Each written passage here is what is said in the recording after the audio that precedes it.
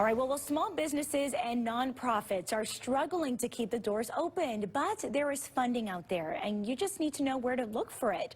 Joining us today, this afternoon, is Libby Heikind, founder of grantwatch.com, and she also has some great advice for small businesses and nonprofits. Libby, thanks so much for joining us.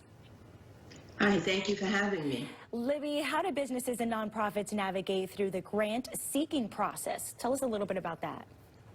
Well, as you said, there are many grants out there right now. There are federal, state, local, foundation, and corporation grants available.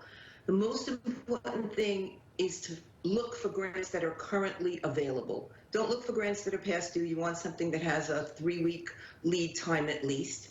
And you want to make sure that you match what you want to do with what the funding source is looking to pay for, is looking to fund. And that your target audience that you want to serve also matches the target audience that the funding source wants to serve. Okay, and this next question might tie to a little bit to your answer, but how can municipalities, philanthropists, and other organizations let people know about the grants that they have available? Well, on GrantWatch, we have on the navigation bar, it says list a grant, and it's also in the footer. Any one of them can just click on that link, provide just minimal information, type in minimal information and upload whatever they want to our website. We will then review through it, and we will publish it. Okay, great. And Libby, what advice do you have for grant seekers out there looking for grants? The most important thing is, well, first most important thing is always follow directions.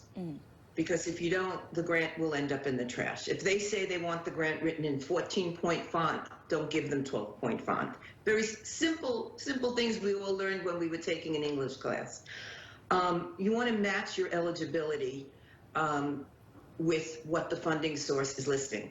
So if you don't meet the eligibility requirements, don't bother. It's really a waste of time. Make sure you have all your documents in order. So when you start your first grant, or if you've written grants before, all those documents that are required should be placed in a folder, a hard copy folder and a folder on your laptop. Scan the documents in. So the next time you apply for a grant, everything is there. You're not worried about the lead time.